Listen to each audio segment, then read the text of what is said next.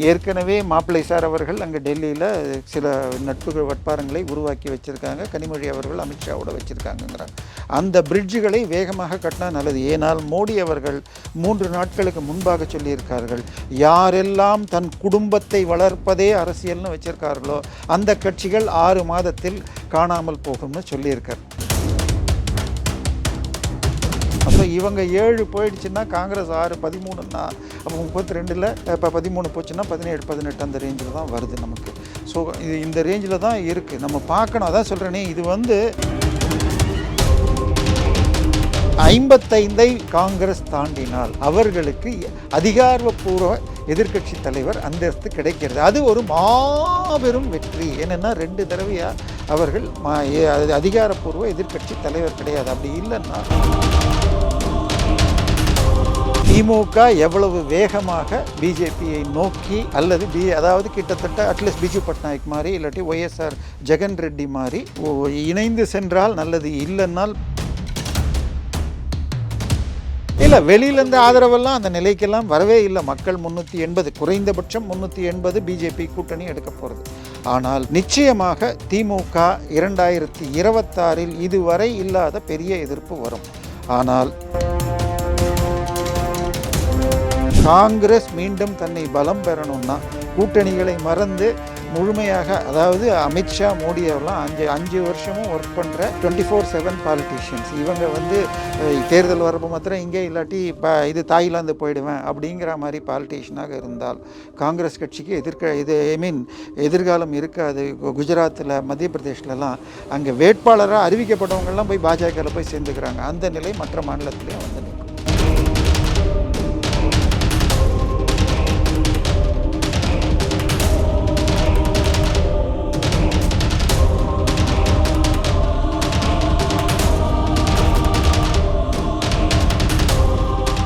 Real one voice வணக்கம். இன்றைய நேர்காணலுக்காக நம்முடன் நினைக்கிறார் அரசியல் விமர்சகர் திரு தேவப்பிரியா அவர்கள்.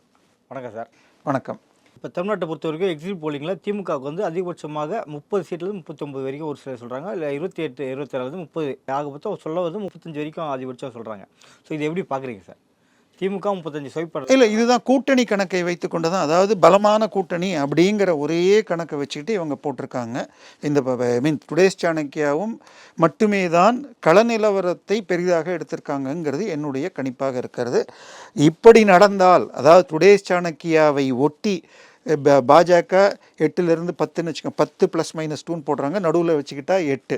அதிமுக 0 ±2 போட்டால் 1, 9 சீட் அவங்கன்னு எடுத்துக்கிட்டு, இந்த 9 சீட் அவங்க அந்த ரிசல்ட் வந்தது என்றால் என்னை பொறுத்தவரை ஒரு ஷிண்டே திமுகவிலும் உருவாகலாம்.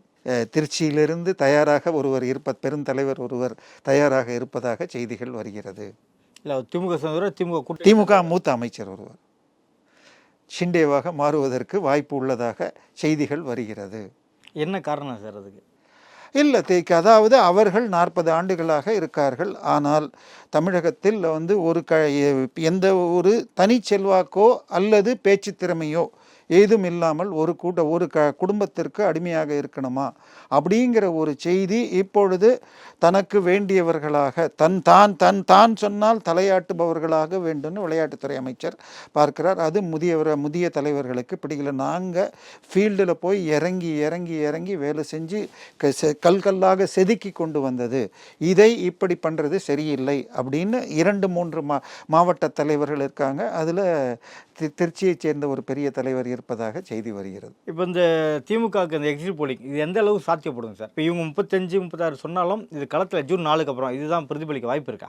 என்னுடைய கணக்கு 29லேருந்து 32. நான் அதுதான் முதல்ல சொல்லிட்டேன். 29லேருந்து 32, குறைந்த அதிகபட்சம் 7 பிஜேபி, 1 அதிமுகன்னு நான் சொல்லிட்டு இருக்கேன். அந்த கணக்கு, அதாவது இது லோயஸ்ட். என்னுடைய கணக்கு 29லேருந்து 32, 7 + 1, 32 அதிகரிச்சா கூட 7, 1 பாண்டிச்சேரி.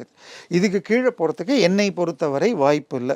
ஆனால் தமிழகத்தில் பணம் மிகப்பெரிய அளவில் விளையாடுது. 2000 6,000 ரூபாய் வரைக்கும் கொடுக்கப்பட்டதாக, உதாரணமாக ஸ்ரீபெரும்புதூர் தொகுதியில் 2000 ரூபா கொடுத்ததாக எனக்கு நேரடியாக என் நண்பர் ஃபோன் வந்தது. 6 பேர் உங்கள் ஓட்ட தொகுதியில் இருக்காங்கன்னு சொல்லிட்டு 12,000 ரூபாய் கவரில் கொடுத்தார். அவர் ரிஜெக்ட் செய்தார். கோயம்புத்தூரில் 6,000 கொடுக்கப்பட்டதாக அதே மாதிரி ஒரு தோழி சொல்லியிருந்தார். ஊட்டியில் 4,000 ரூபா ஒரு ஓட்டுக்கு வந்ததுன்னு சொன்னாங்க. ஆனால் இதையெல்லாம் பூசி மெழுகப்பட்டுள்ளது. எந்த சேனல்களில் பேசும் அங்கிள்களும் இந்த முறை குறைந்து விட்டது, 300 500லாம் சொல்லியிருக்காங்க. எனக்கு வந்த நேரடி தகவல்கள் 2000 6,000 ரூபா வரைக்கும். இந்த பணம் விளையாடி இருந்தால் மட்டுமே மாற்றம் இருக்கும். இல்லாட்டி 29 32 தாண்டி திமுக செல்வதற்கு வாய்ப்பில்லை. இப்போ திமுக மட்டுமே எத்தனை சீட்டுகளை வெல்லும்? அதன் கூட்டணி கட்சிகள் எத்தனை சீட்டுகளை கைப்பற்ற வாய்ப்பு இருக்கு? திமுக 15 17, மற்ற கூட்டணிகள் 9 10.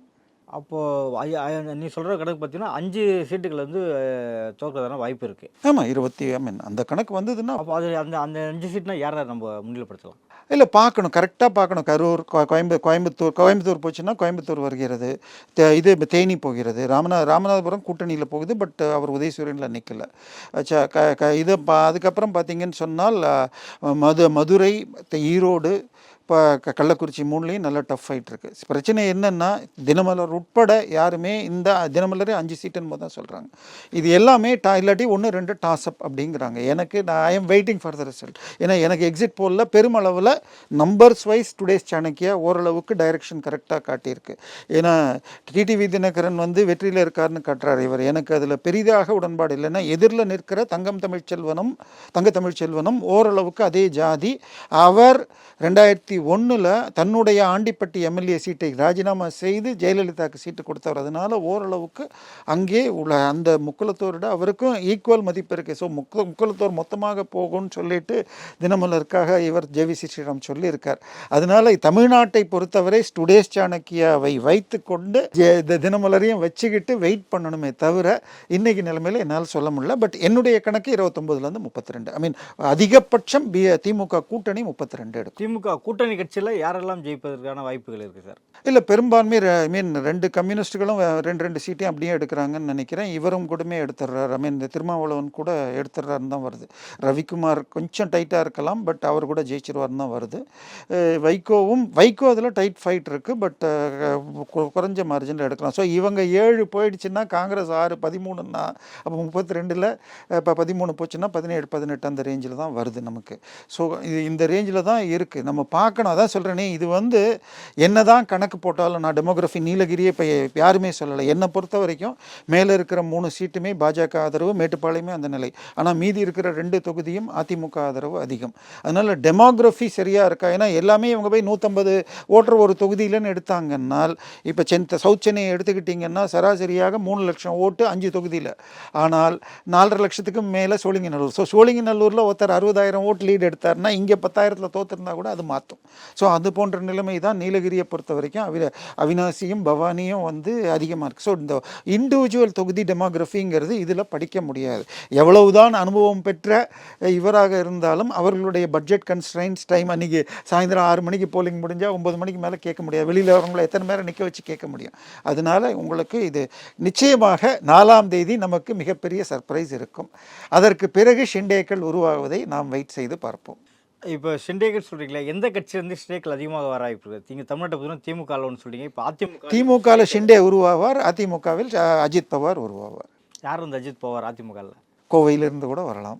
இப்போ திமுக காங்கிரஸ் ஐஎன்டிஏ கூட்டணியில் தான் இருக்காங்க. இப்போ காங்கிரஸே அதிகமான மெஜாரிட்டி பார்த்தீங்கன்னா கூட்டணி கட்சியில் 154 சீட் தான் அதிகபட்சமாக கொடுக்கப்பட்டிருக்கு. ஒரு சில 141 அது போல் கொடுத்துருக்காங்க. ஆனால் இங்கே அது மெஜாரிட்டியாக பார்த்தீங்கன்னா திமுகவே 35 மேலே வின் பண்ணலான்னு சொல்லிட்டு ஒரு கருத்து கணிப்புகள் வெளியாகிருக்கு. ஸோ இவங்களோட நிலைப்பாடு எப்படி இருக்கும்? இல்லை, முதல்ல இந்த 154 130 சொல்கிறது இண்டி கூட்டணின்னு போடுறாங்க. இண்டி கூட்டணியில் கம்யூனிஸ்ட் ஒரு 10 சீட்னு வச்சுக்க, தமிழ்நாட்டில் 4, கேரளாவில் 5, 9 சீட்டு. அவர்கள் என்றைக்கும் இதில் அவங்களுக்கு இதில் சேர்க்க முடியாது. அதே போல் மம்தா அவர்கள் ஒரு 15லேருந்து 20ன்னு வச்சுக்கிட்டிங்கன்னா அதையும் சேர்க்க முடியாது. ஆம் ஆத்மி கட்சி 2லேருந்து 3 சீட்டு கொடுக்குறாங்க, இவர்களை சேர்க்க முடியாது.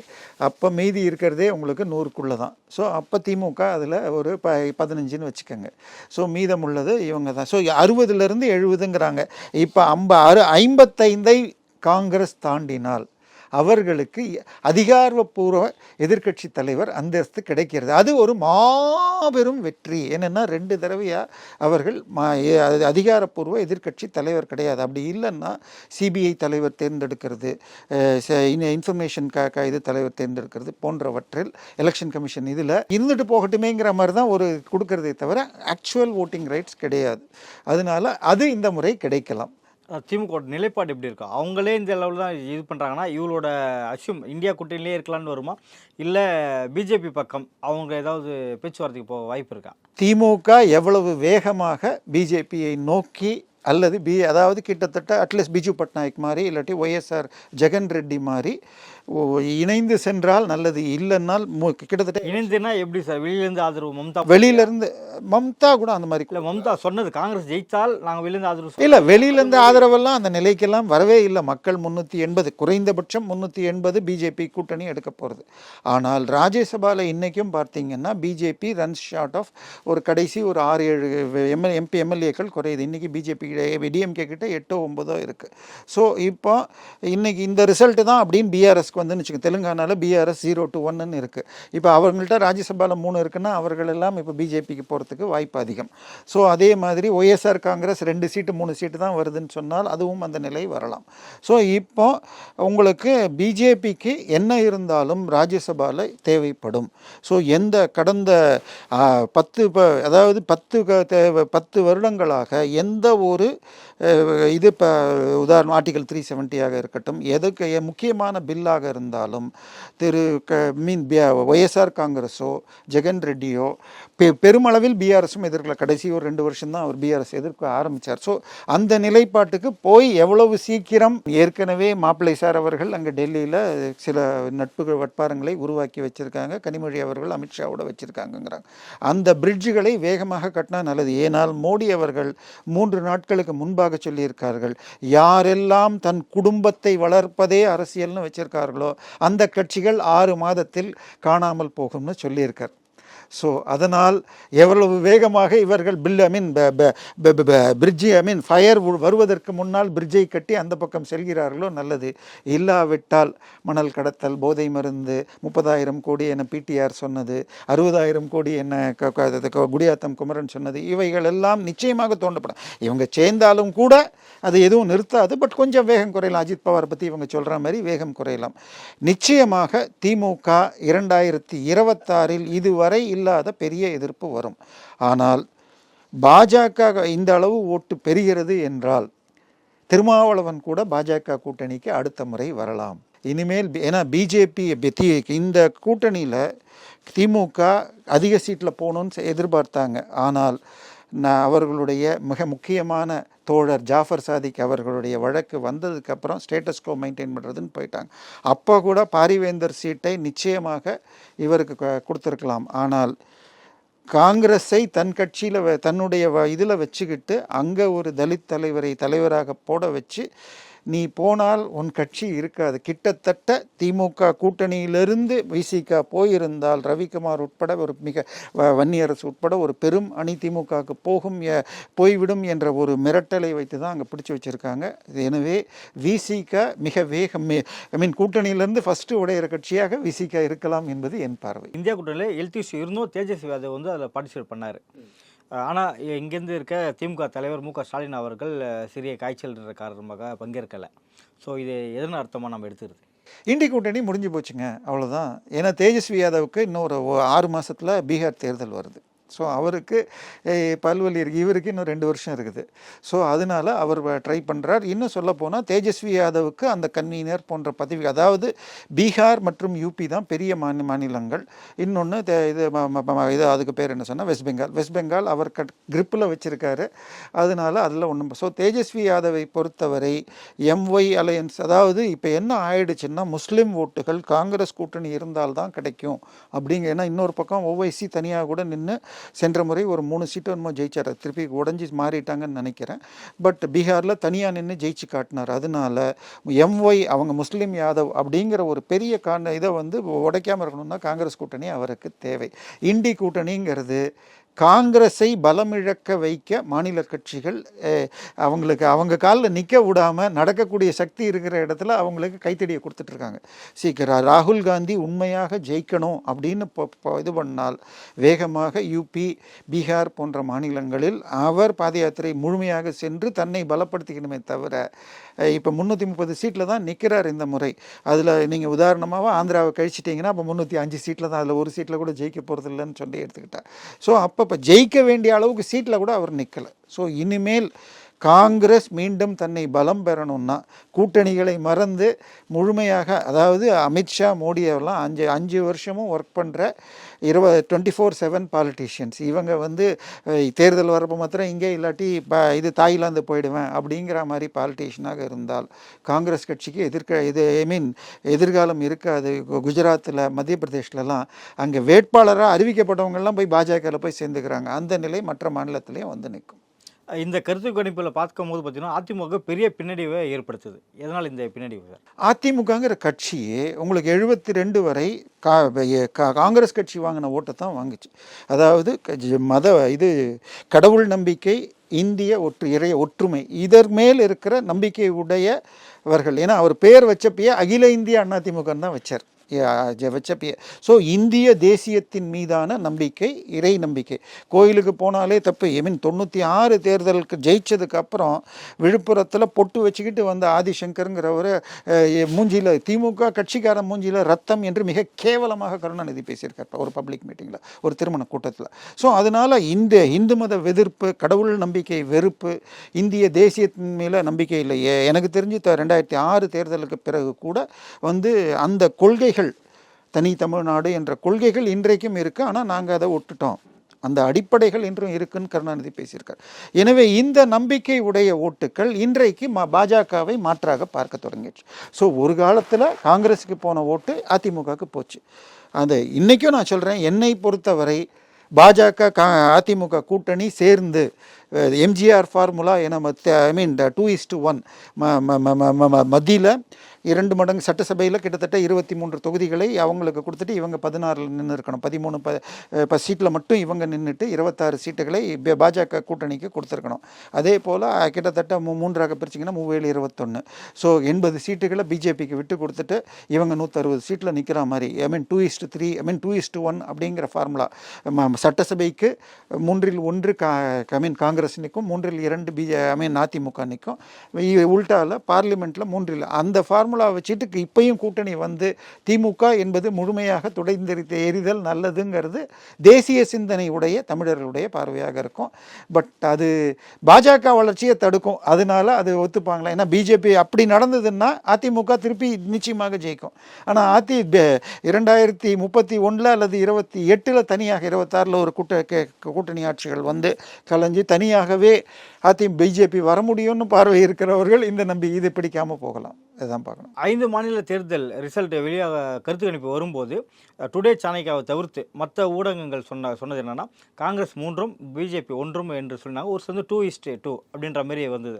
ஆனால் உல்டாவாக மாறியது பிஜேபி 3, காங்கிரஸ் 1 அப்படின்ற மாதிரி உல்டா மாறுது. அதுமாதிரி தமிழக களத்திலும் மாறதுக்கான வாய்ப்பு இருக்கா? இல்லை, அதை தான் நான் பெரிதாக எதிர்பார்க்குறேன். அதான் சொல்கிறேன், என்னை பொறுத்தவரை 3-4 மாநிலங்கள் ஸ்வீப்புன்னு சொல்லியிருக்காங்க. ஒன்று ஆந்திரா மற்றும் ஒரிசாவில் பெரிய ஸ்வீப் சொல்லியிருக்காரு ஆக்சிஸ் மை இந்தியா. தமிழகத்தை பொறுத்த வரைக்கும் டுடேஸ் சாணக்கியாவை தவிர மற்றவர்கள் அந்த ஆவரேஜ் ஆஃப் 30 இயர்ஸை பெரிதாக எடுத்திருக்காங்கன்னு நினைக்கிறோம். ஸோ மாற்றம் வரும். 4ஆம் தேதி 12 மணி வாக்கில் தெளிவாகும். நடப்பு அரசியல் குறித்து பல்வேறு கருத்துக்களை மிக்க நன்றி சார்.